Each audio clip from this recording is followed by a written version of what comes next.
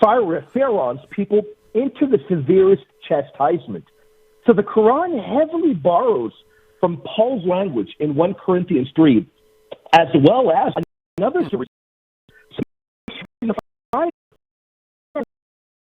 like what. Yeah, that certainly does echo it a little bit. Yeah, why don't you go ahead, keep reading. This is it's interesting. Now, this is from the Quran? Yes, that is correct. This is from the Quran. So as we keep reading, remember what this says.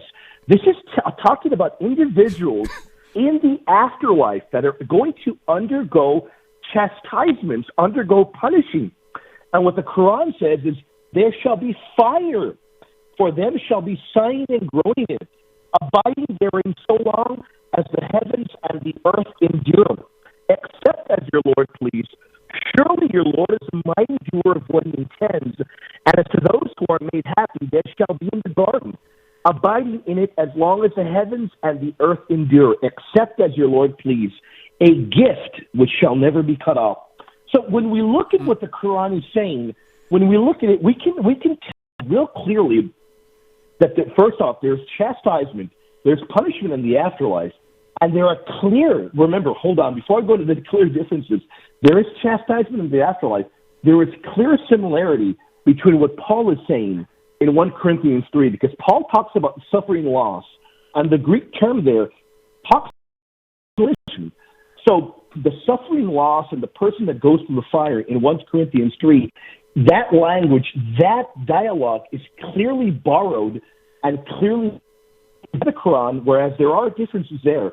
You can clearly tell that that was taken from what the Bible talks about in regards to purification of the individual in the afterlife. Wow, that's I've never been familiar with that. Of course, so it's so clearly there is some sort of suffering. I guess it would be purification of some sort. Do they have a clear understanding of purification, the sanctification, or is this something different? Yeah, I've got to say, when it comes to sanctification, they would define it very differently. But when it does come to purification, they're pretty much on the same page as a Catholic would be. They do believe that there is purification, that the suffering will purify the individual in the afterlife. And in fact, a couple of days ago, I spoke with Islamic scholar Musharraf Hussain, and he is the author of what is called the Majestic Quran. It is a brand new English translation of the Quran into English. And I spoke with him at length on this, and the language that he used, and he told me to use for the listening audience, was he said that Islam would call purgatory kind of like a hospital for the sick, people that need purification, that need to undergo chastisements and punishments before they are prepared and ready for what they would call the heaven in the afterlife. So we can see a lot of similarities there. We haven't touched upon the differences yet, but talking about the meat and the bones, the meat and potatoes, there are a lot of similarities there. Yeah. Is that the only portion in this the Quran that speaks to this kind of purification, or is there other passages as well? No, really, really good question. There is another very important one, and this one, the real important thing about this one, Gary, is that when the early and even the modern-day Islamic scholars, when they want to talk about this teaching of their version of what I would call purgatory, they always go to this text, and I'm going to read it for the audience. It says, and it is in Surah 20, 124, and whoever turns away from my reminder, he shall be in straitened life, and we will raise him on the day of resurrection blind. So here's a really, really interesting thing, Gary, is that Islamic scholars, including modern-day scholar, the one that translated the Quran to the brand new English translation, Musharraf Hussain, pointed out that they interpret this, the term straitened, his shall be a straitened life, to be talking about punishment and death. So the Islamic faith does have that element of chastisement, of punishment. So the person that is punished is going to be raised in the afterlife, but here's where there's a divergence, Gary. The person is going to be raised blind. Blind does not mean literal blindness, but nevertheless, the divergence within Christianity and Islam, the person is going to be raised, but he's going to be raised with ailments, with imperfections, and with physical problems. Yeah, that's a huge change because yes. Purification in the Christian sense is perfection so that you're made whole, right? Yes, that is correct. Where here it's the punishment isn't medicinal per se. It's more of I don't know. How would you describe that? Yeah, well, I would describe it as being a perpetual physical kind of punishment, and that is definitely a divergence from the ancient Christian belief, because I've done a lot of research on this, and if you look at what the fathers say, even what Paul says when he's talking about it in 1 Corinthians 3, when he talks about the man undergoing punishment but being saved, none of these individuals give the type of imagery that once a person has been purified, that they are still going to have physical problems or issues with their body, or continue in the sense of what to me this sounds like, Gary, you can correct me if I'm wrong, but this sounds like a sort of perpetual suffering even after they've undergone purification, and that would be a clear divergence from the Catholic teaching. Yeah. Now, I know this is kind of out of left field, so if you don't know the answer, that's fine. But that raises a question for me. Do Muslims understand the differentiation between soul and body? Or is it that they just see the whole person as like one, like a Jehovah's Witness, where the body's the soul, the soul's the body? Yeah, it would be more along the lines of what the Jehovah's Witnesses define. And the one particular term, when you're talking about the soul in Islam, they don't like to use the term soul. They prefer to use the term spirit. And they would not define it in the same, and that is why they don't have a clear-cut definition of sanctification, which to me I think is a glaring problem in Islam.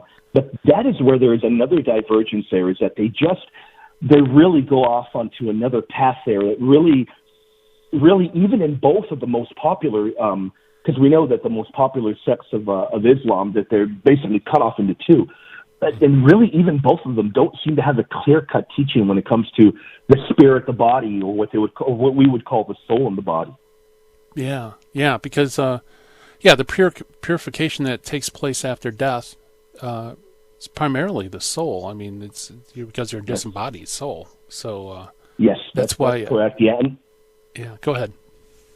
Yeah, and that's. I mean, if you look at ancient Shia and Sunni teachings, we can see that really, when we look at what their scholars say, when they talk about apparitions of individuals that are undergoing punishment, you can really see that the language is just so, what I would call haphazard. But then again, you've got to remember one thing. I don't pretend to be a scholar when it comes to the Arabic language, so there definitely could be that barrier there.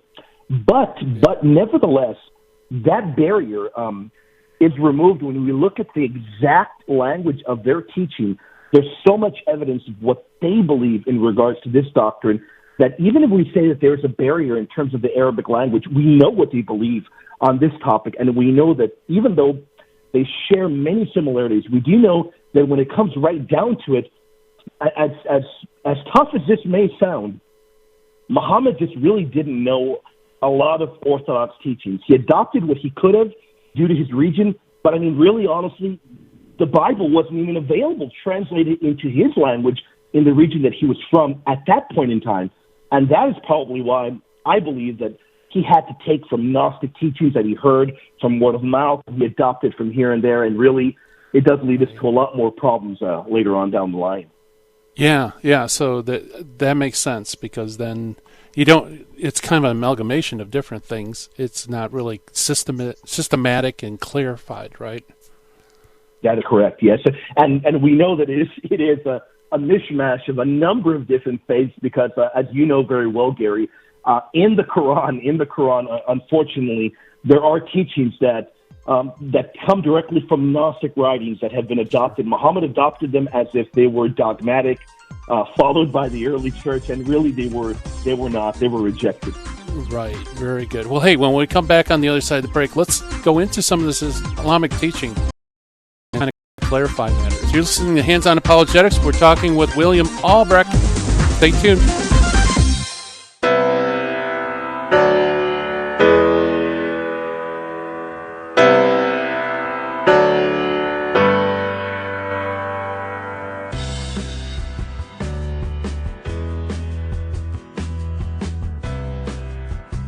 If you're a listener to Virgin Most Powerful Radio, you already know about Hands On Apologetics with Master Apologist Gary Machuda.